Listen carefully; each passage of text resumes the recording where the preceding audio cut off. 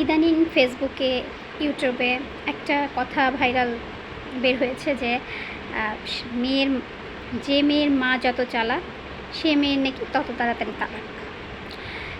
তো সবাই বলতেছে যে মেয়ের মারা নাকি সংসারে বেশি নাক গলালে সেই মেয়ের তালাক হয়ে যায় বা সংসার ভেঙে যায়।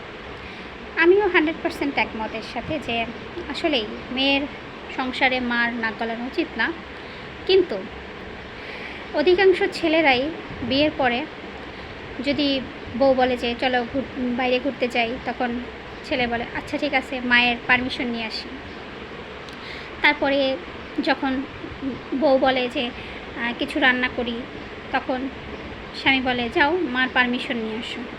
খেতে গেলে মার পারমিশন নিয়ে যাও, ঘুমাতে গেলে মাকে বলে যাও, কিছু কিনতে গেলে হ্যাঁ মাকে জিজ্ঞাসা করে নিই, তারপরে কোনো সিদ্ধান্ত নিতে গেলে মাকে জিজ্ঞাসা করি তারপরে।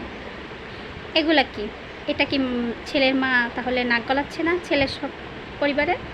তখন বলতে গেলেই বলবে যে না, মা তো আমাদের ভালো চায়।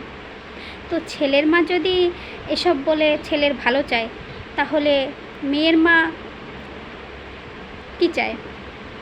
মেয়ের মাও তো মেয়ের ভালোই চায়, তাই না?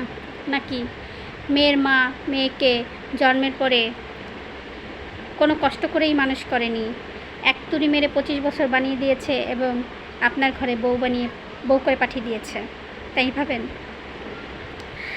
আসলে কি বলবো, এই সমাজে এরকম মন মানসিকতা যে কোনো কিছু দোষ হলেই মেয়ের মা। আসলে কোনো মারই মেয়ের সংসারে বা ছেলের সংসারে নাক গলানো উচিত না আমার মতে। আর না ছেলের মাই হোক আর মেয়ের মাই হোক, তারা তাদের ছেলে মেয়েদের সংসারে নাক গলাবে না, কারণ তারা অ্যাডাল্ট, তারা নিজেরাই সব সিদ্ধান্ত নিতে পারে, তো তারাই নিক না। আর এভাবে যদি সংসার ভালো থাকে তো ভালো থাকবে।